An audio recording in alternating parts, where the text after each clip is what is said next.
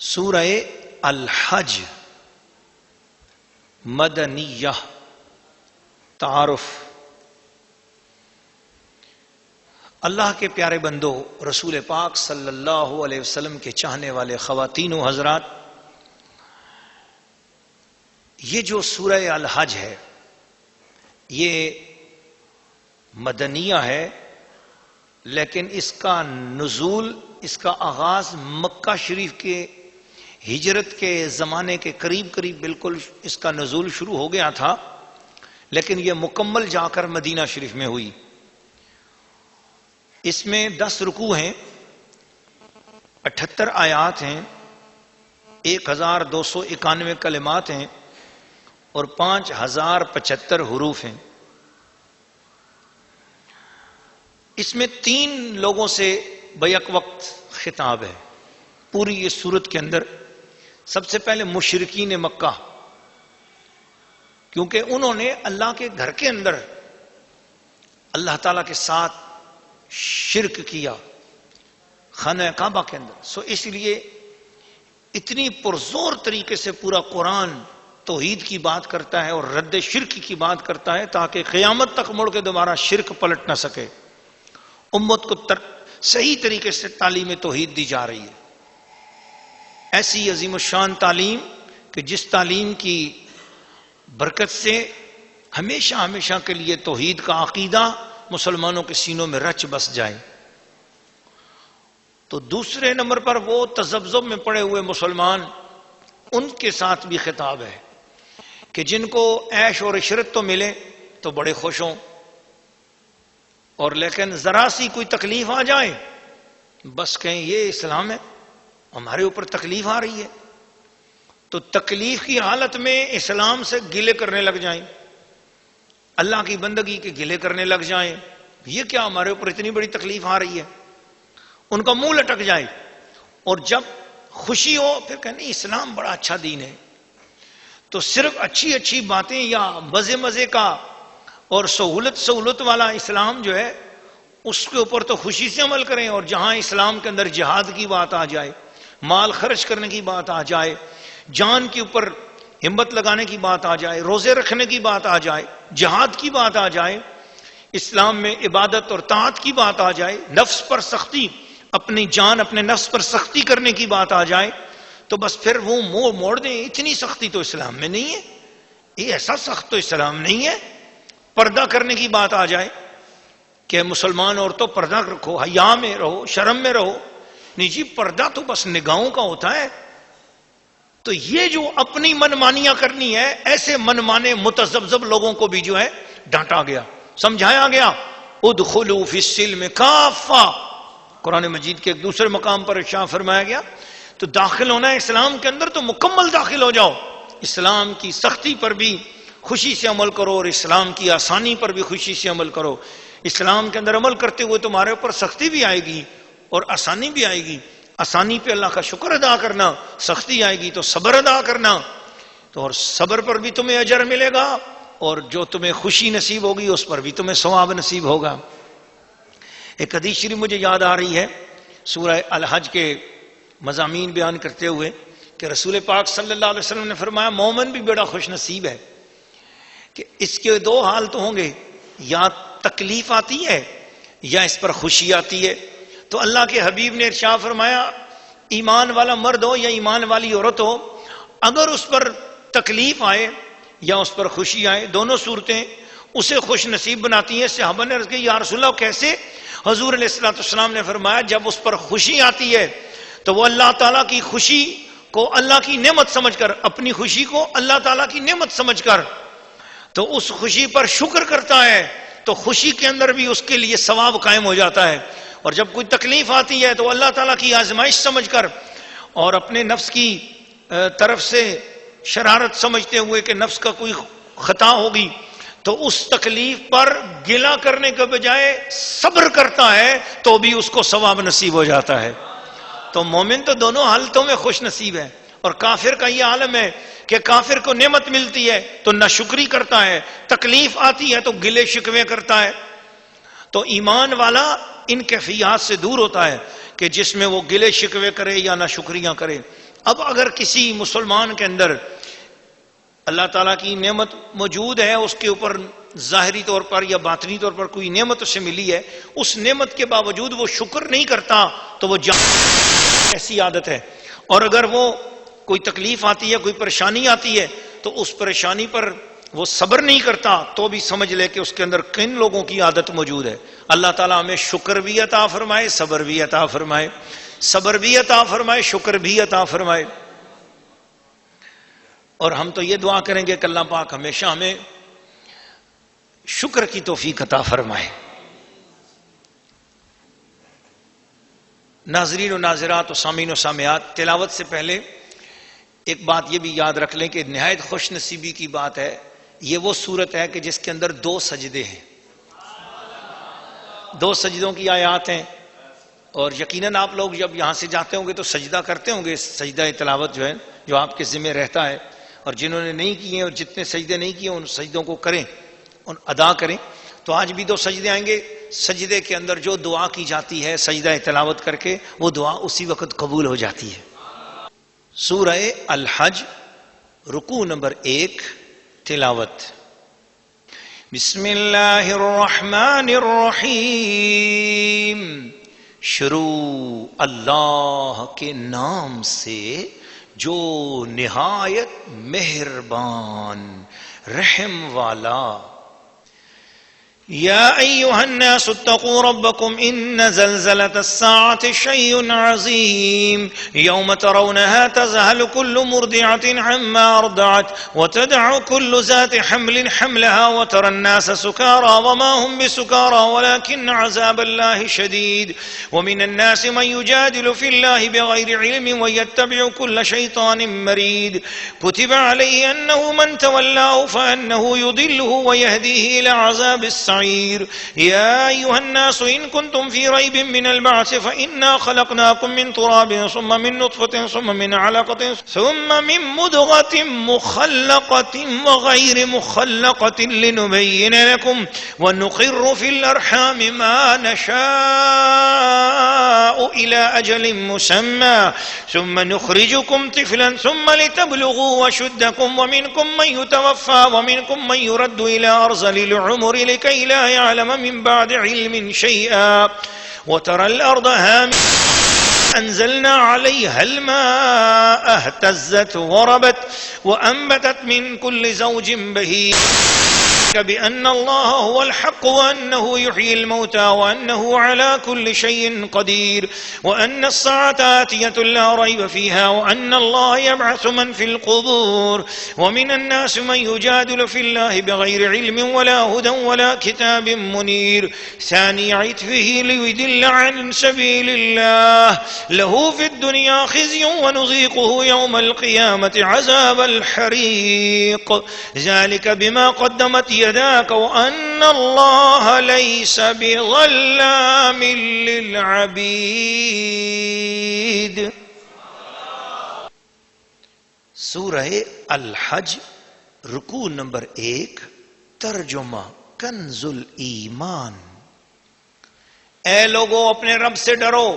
بے شک قیامت کا زلزلہ بڑی سخت چیز ہے. جس دن تم اسے دیکھو گے ہر دودھ پلانے والی اپنے دودھ پیتے کو بھول جائے گی اور ہر گابنی اپنا گاب ڈال دے گی، اور تو لوگوں کو دیکھے گا جیسے نشہ میں ہیں اور نشہ میں نہ ہوں گے، مگر ہے یہ کہ اللہ کی مار کڑی ہے.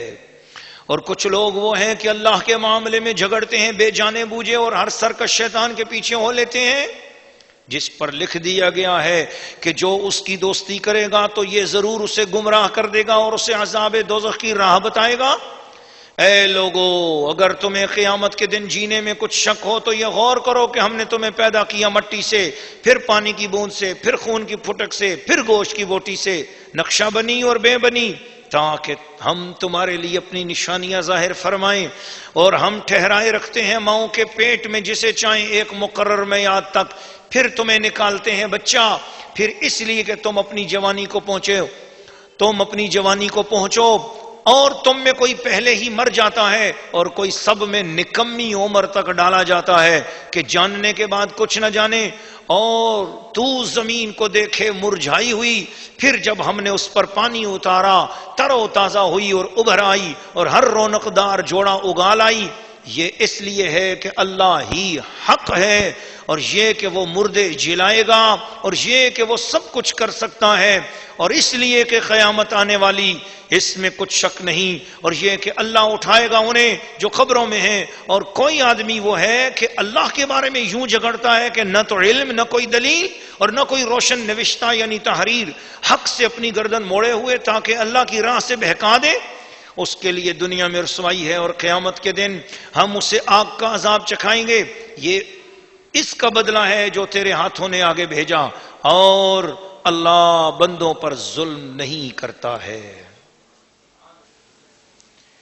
سورہ الحج رکوع نمبر 1 تفسیر۔ اللہ کے پاک کلام کو محبت کے ساتھ پوری توجہ سے سننے والے،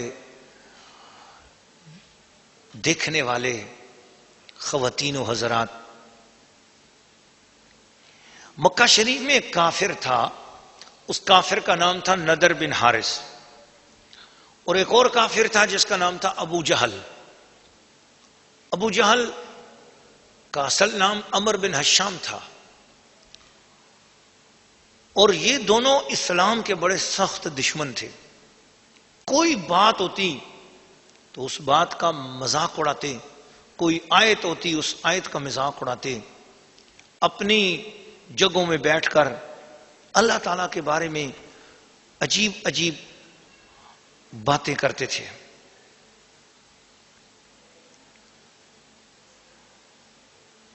اور اتنی بے ادب باتیں اللہ تعالیٰ کی شان میں کر جاتے تھے جو باتیں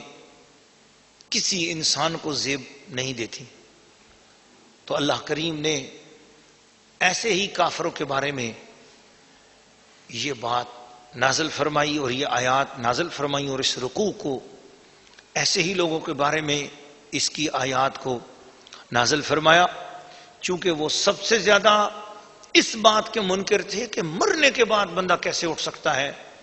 اور جی مرنے سے پہلے بھی وہ کہتے ہیں قیامت، زلزلے آئیں گے، یہ پہاڑ ہٹ جائیں گے۔ مکے کے بڑے بڑے پہاڑ تھے نا، وہ کہتے ہیں یہ پہاڑ اپنی جگہ سے کیسے ہٹیں گے، ان کو کون ہٹا سکتا ہے؟ تو ان کو جواب دیا گیا، یا ایھا الناس اتقوا ربکم، لوگو اپنے رب سے ڈر جاؤ، ان زلزلۃ الساعۃ شیء عظیم، جو پہاڑ ہٹیں گے نا دراصل زلزلہ آئے گا ایک، اور وہ زلزلہ قیامت کا زلزلہ ہوگا، ہر چیز کو برابر کر دے گا، ایسا زلزلہ ہوگا۔ اللہ قیامت کے فتنے سے پہلے ہی ہمیں ایمان کی حالت میں اٹھائے۔ دعا کیا کرو کہ اللہ تعالیٰ قیامت کے فتنوں سے بچا، ہمیں پہلے ہی ایمان کی حالت کے ساتھ ہمیں جتنا زندہ رکھنا ہے یا اللہ تو نے رکھنا ہے۔ اے اللہ ایسی زندگی عطا فرما جو ایمان والی ہو، اور ایسی موت عطا فرما جو ایمان والی ہو۔ کیسا دن ہوگا وہ قیامت کا؟ یوم ترونہا تذہل کل مرضعۃ عما ارضعت، ہر حمل والی، ہر دودھ پلانے والی، حمل والی کا حمل گر جائے گا، دودھ پلانے والی کا بچہ گر جائے گا، بچے چھوڑ کے بھاگ جائیں گی، ماؤں کو بچوں کی پرواہ نہیں ہوگی کہ بچے کہاں ہیں، بچوں کے اوپر سے کود کے چلی جائیں گی۔ جب قیامت کا زلزلہ آئے گا بچوں کو پاؤں تلے روند ڈالیں گی، حالانکہ ماں تو اپنی جان پر کھیل لیتی ہے لیکن بچوں کو کچھ نہیں کہتی، مگر قیامت اتنی سخت ہوگی کہ ہر ایک کوپنی پڑی ہوئی ہوگی، حتیٰ کہ دودھ پلانے والی جو ماں ہوتی ہے اس کو اپنے بچے کے اوپر اتنا زیادہ پیار اور اتنی متوجہ ہوتی ہے کہ اس کو اپنی جان کی بھی پرواہ نہیں ہوتی، وہ اپنے بچے کا خیال کرتی ہے، لیکن قیامت اتنی خوفناک ہوگی کہ وہ اپنے بچے اٹھا کے اپنے ہاتھ سے پھینکیں گی اور بھاگ جائیں گی۔ کیا قیامت ہوگی، اللہ ہم سب کو بچائے۔ اور اسی طریقے سے انسان کی تخلیق کا ذکر کیا، یا ایھا الناس ان کنتم فی ریب من البعث، اچھا تمہیں مرنے کے بعد اٹھنے پر شک ہے؟ اب اللہ کریم نے یہ بات اتنی عظیم و شان بات فرمائی ہے کہ آج دنیا کی بڑی بڑی آبزرویٹریز، بڑے بڑی سائنس کو جاننے والے، میڈیکل سائنس سے تعلق رکھنے والے لوگ اپنا سر اس مدینے والے آقا صلی اللہ علیہ وسلم کے سامنے درود و سلام پڑھنے کے لیے جھکا دیتے ہیں، اور اللہ وحدہ لا شریک کے حضور سجدہ کرتے ہوئے اس کی بندگی بجا لانے کے لیے سر جھکا دیتے ہیں، کہ جنہوں نے بغیر کسی آبزرویٹری کے ایک عظیم و شان سچی حقیقت کو دنیا کے سامنے 1400 سال پہلے رکھا، جبکہ دنیا کا کوئی بندہ ایسی سچی بات نہیں کر سکتا تھا۔ فرمایا لوگوں تمہیں قیامت میں شک ہے، فَإِنَّا خَلَقْنَاكُم مِّن تُرَابٍ، آؤ تمہیں تمہاری اپنی ذات میں سے قیامت بتا دیتا ہوں کہ تمہاری ذات کے اندر کہاں سے آغاز ہوا اور کہاں تک میں نے تمہیں پہنچایا ہے۔ میں نے تمہیں مٹی سے بنایا، خشک مٹی سے، خاک سے، اڑتی ہوئی خاک، اس کو جمع کیا، اس سے تمہیں بنایا ہے، اس میں پانی ڈالا، تمہارا گھارا بنا، چپکی ہوئی مٹی ہوئی، بو اس میں پیدا ہو گئی، پھر اس کے اوپر دھوپ لگی، ہوا لگی، پھر وہ بجنے والی ہو گئی، پھر اس کے بعد میں نے اس کے اندر یہ ساری خاصیتیں رکھ کر پھر تمہیں میں نے پیدا کیا۔ جب تمہیں میں نے تمہارا وجود بنایا، ثم من نطفۃ، تمہارا نطفہ بنا، باپوں کے اندر تمہارا نطفہ بنایا، اور ماؤں کے اندر ہم نے تمہاری خلقت کا سسٹم ماؤں کے رحموں میں رکھ دیا، اور تمہاری اصلیت اور تمہاری تخلیق کا پہلا جوہر وہ باپ میں رکھ دیا، تمہاری تخلیق کا اگلا نظام ماں کے پاس رکھ دیا، اور تمہاری تخلیق کی ابتدا باپ کے اندر رکھ دی۔ ثم من علقۃ، اس نطفے کو خون کی پھٹک میں تبدیل کیا۔ آؤ میں اس موقع پر آپ کو اللہ کے پیارے حبیب کا فرمان سناتا ہوں۔ حضور صلی اللہ علیہ وآلہ وسلم وسلم کی حدیث شریف بخاری اور مسلم کے حوالے سے صدر الفاضل تفسیر خزائن العرفان میں ارشاد فرماتے ہیں کہ نبی کریم جانے دو عالم روح قرآن جانے قرآن صلی اللہ علیہ وسلم نے فرمایا تم لوگوں کا مادہ پیدائش ماں کے شکم میں 40 روز تک نطفہ ہی رہتا ہے، پھر اتنی ہی مدت خون بستہ ہو جاتا ہے، جمع ہوا خون بن جاتا ہے، پھر اتنی ہی مدت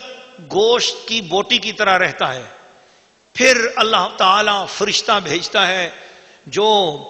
ماؤں کے پیٹ میں اس بچے کا رزق بھی لکھتا ہے، اس کی عمر لکھتا ہے۔ ابھی وہ خون کی، ابھی ایک گوشت کی بوٹی ہے وہ، اور اس بوٹی کے اوپر رزق بھی لکھ دیتا ہے، عمر بھی لکھ دیتا ہے، اس کا عمل بھی لکھ دیتا ہے، اس کا بدبخت ہونا یا خوش نصیب ہونا بھی لکھ دیتا ہے۔ اس کے بعد اس کے اندر روح پھونکتا ہے، روح پھونکنے سے پہلے مقدر لکھ دیا جاتا ہے۔ سبحان اللہ۔ اللہ تعالیٰ انسان کی پیدائش اس طرح فرماتا ہے، اس کو ایک حال سے دوسرے حال کی طرف منتقل کرتا ہے۔ یہ اس لیے بیان فرمایا تاکہ لوگوں تم اللہ کے کمال قدرت اور حکمت کو جانو، اپنی ابتدائی پیدائش کے حالات پر نظر کر کے سمجھ لو، جو قادر برحق بے جان مٹی میں اتنے انقلاب پیدا کر کے ایک جاندار آدمی بنا دیتا ہے، وہ مرے ہوئے انسان کو پھر زندہ کرے، یہ اس کی قدرت سے کیا بعید ہے۔